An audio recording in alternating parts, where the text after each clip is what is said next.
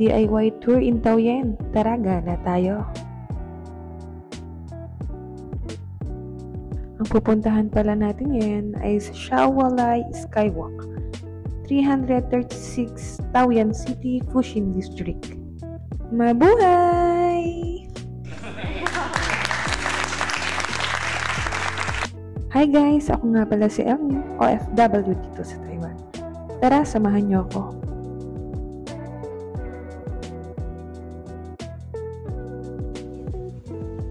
At dahil first time ko lang din pumunta dito at hindi ko alam kung saan ako susuot, sinundan-sundan ko lang pa sila ay. At for the Gora na nga si ante, oh. Bye everyone! See you tomorrow! At yung signage na yan, doon makikita kung saan ka pwede magbayad ng ticket at kung magkano.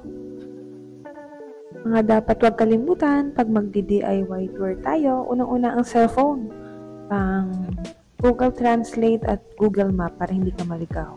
Pangalawa, ang inyong Yoyo card, pang transportasyon, and pangatlo ay ang lakas ng loob na makipag-usap or mag-mustra-mustra ba sa mga makakausap nyo na hindi nyo maintindihan. At syempre, kung magugutumin ka, kailangan magdala ka ng cash. At ito nga pala yung ticket booth kung saan makakabili ka ng ticket para makapasok ka. At tatanungin ka ni Cheche kung ilang ticket ba yung bibili mo. Sabi ko nga is isa lang, isang hindi pinili. Joke lang! Jararan! Meron na akong ticket, makakapasok na ako sa loob. For only 50 NTD, makakapag-swimming ka na, makakapag-picture-picture ka na, at makakapag-tour ka na sa magagandang view sa loob. Tara, pasok tayo!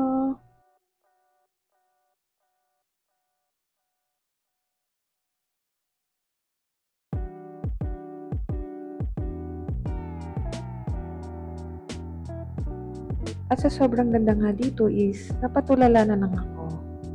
Nasarap mag-muni-muni, mag-refreshing, ganyan, diba? For the wholesome person.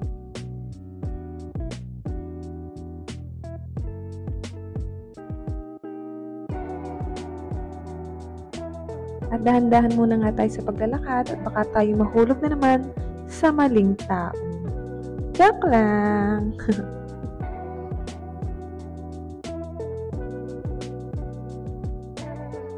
Pwede nga po palang mag-swimming dito at saka mag-camping, pero bawal magluto. So, magdala na lang po tayo ng sarili nating food at meron naman po dito mga food cart na pwede nating bilihan. Magdala na lang po tayo ng cash.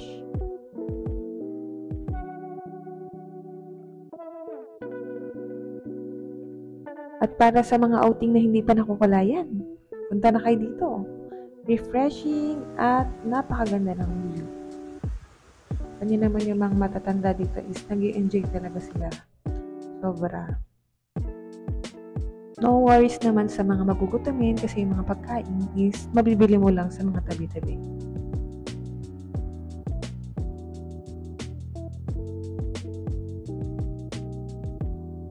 Reminders lang doon sa ticket na binigay ni Cheche kanina sa entrance is kailangan nyo siyang i-present dyan sa Skywalk entrance para makapasok kayo. And then, wag nyo pa rin siyang iwawala kasi doon sa entrance ng hanging bridge is kailangan nyo pa rin siyang ipakita para makapasok kayo.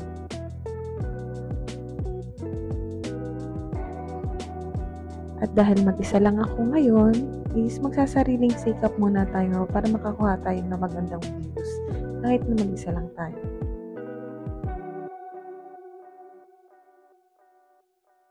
At sa mga oras na yan niya is hindi pa ganun karami yung tao. Kaya hindi pa siya masyadong crowded. Nakakapag-picture pa ako ng maayos. Pero maya-maya lang saglit is napuno na rin siya. Open po pala sila ng Monday hanggang Wednesday to Sunday. Pero accepted po ang Tuesday na day off po nila. And then nagbubukas po sila ng 8 a.m. hanggang 5 p.m. And then nagko-close po sila ng 12 p.m. hanggang 1 p.m. para po sa lunch break ng employees. At yung 12 p.m. na pagko-close is para lang po doon sa mga taong dadating pa lang, papasok pa lang. Pero yung mga taong nandun na po sa loob is okay lang po na nandun sila sa loob. Hindi na po sila papalabasin.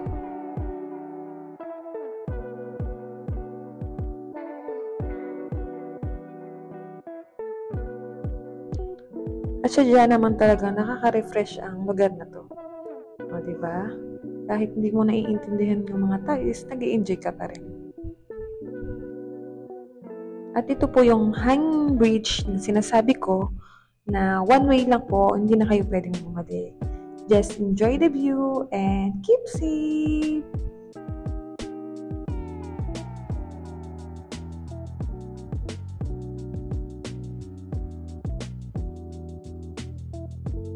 Ito na pala yung daan pabalik kasi hindi na nga tayo pwedeng bumalik dun sa beach.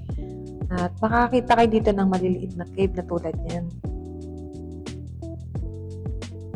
O diba, may pagbalik pa ang person. Kaway-kaway. No kasama, no worries kasi meron akong tripod na dala. Natutuwa nga ako kasi narealize ko nung nasa Pinas ako, takot na takot akong gumala kahit sa Manila lang ako pupunta.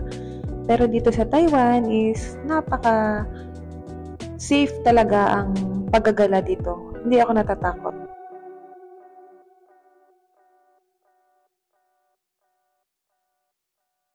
Basta nga marunong kang gumamit ng Google Translate at Google Map at meron kang konting alam sa pagmamandarin is okay na yun. Basic Mandarin is okay na yun. Makakabalik ka naman ng dorm ng matiwasay. Ito kasing paggagala ko is isa sa nagre-release ng stress na nararamdaman ko.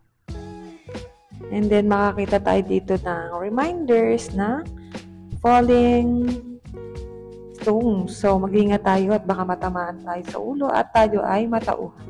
Ito pala ako dapat pumunta noon pa para maaga akong natauhan. Joke lang!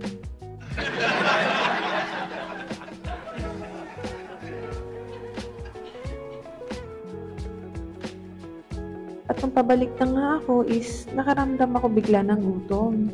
Pero dahil nagtitipid ang person, hindi muna tayo kakain ng mamahalin. Tiis-tiis muna. At nakita ko nga to at bigla akong naalalangan ako kasi mahilig siya sa tubig. Mahilig siya mag-swimming. It's a family day. At nakita ko nga si Coco, ayan, napabili tuloy ako ng ice cream. At dito na po natatapos ng aking vlog.